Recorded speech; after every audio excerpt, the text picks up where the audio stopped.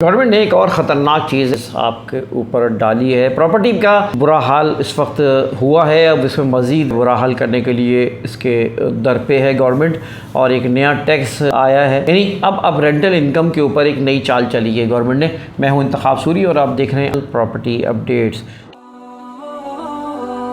अगर आपने अभी तक हमारा चैनल सब्सक्राइब नहीं किया तो अभी सब्सक्राइब करें और बेल आइकॉन को क्लिक करके हमारी लेटेस्ट वीडियोस के बारे में अपडेट जानें।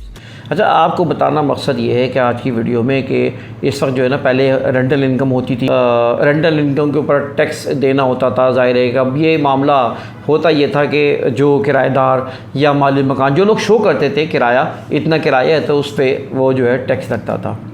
अब एक नई चीज़ गवर्नमेंट लाई है और जो है IMF के कहने पर अब सिलसिला ये है कि अब जो भी प्रॉपर्टी होगी वो वैल्यूएशन ख़ुद करेंगे। वो ख़ुद विज़िट करेगा उनका नुमाइंदा और मालूम करेगा, देखेगा कि आसपास क्या वैल्यू चल रही है, तो अपनी मर्ज़ी से वो वैल्यू लगाएंगे और उस पर वो टैक्स लेंगे 0.07। यानी अब आप यानी इस चीज़ को छुपाना बड़ा मुश्किल काम है।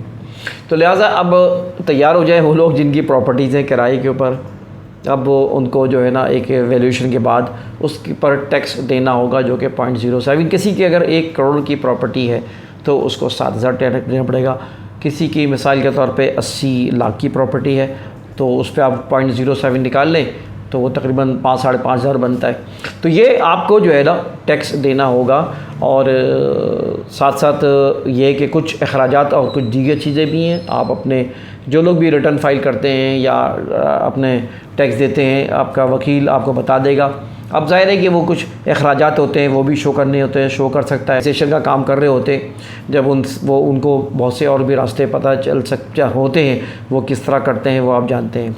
लेकिन अब जिस तरह गाड़ियों पर CVT वैल्यू टैक्स लगता है था, अब प्रॉपर्टी पर भी अब वैल्यू टैक्स की बंद में, यानी रेंटल इनकम की वैल्यू इसी तरह कैलकुलेट उसकी होगी और आपको ये रकम देनी होगी। तो हाँ, एक बात और मैं कह दूँ कि देखें, एक बात ये ना समझे कि मैंने कहा कि प्रॉपर्टी का बट्टा बैठा दिया है। बिल्कुल, यानी प्रॉपर्टी की जो इस वक्त काम कम हुआ है या प्रॉपर्टी में लोग नहीं पूछ रहे हैं, उसकी वजह उसका असर यानी टैक्स पड़ने के बाद भी उतना नहीं पड़ेगा मैं समझता हूँ।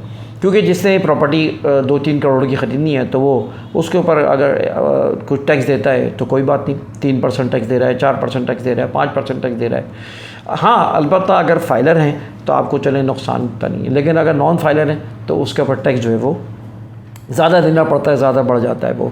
यानी आपको 15% 45% तक टैक्स देना पड़ रहा है अगर आप नॉन फाइलर हैं।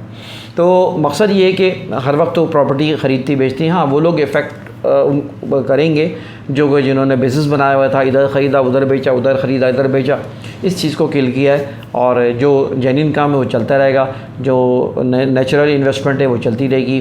प्रॉपर्टी कभी बैठ नहीं सकती पाकिस्तान में, वो अलग बात है। हालात चेंज हो गए प्रॉपर्टी के, और अब जो है वो यकीनन इस वक्त जो है ना वो लोगों के इनकम की बचत नहीं हो रही है। हर चीज़ पर टैक्स लगा दिया गया है और हर तरफ से लूट मार का बाज़ार गर्म किया है। तो अब लोगों की बचत नहीं है या इस तरह के इन्वेस्टमेंट के अब उनको करने के लिए मौक़े नहीं उनके पास, इसलिए ये वजह है। और ये वजह ना भी हो या हो, दोनों सूरत में प्रॉपर्टी का काम नहीं रुकता और लोगों का रुझान प्रॉपर्टी पर रहेगा।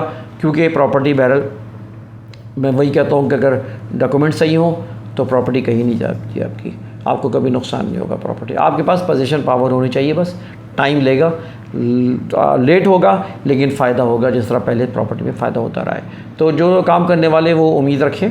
हम नाउमीदी बहुत ज़्यादा फैलाते हैं, नेगेटिव बातें करते हैं और हर चीज़ पे नेगेटिविटी पैदा करते हैं। हौसला करें, मेहनत करें, काम करें, इंशाअल्लाह अल्लाह ताला रिज़्क़ देगा।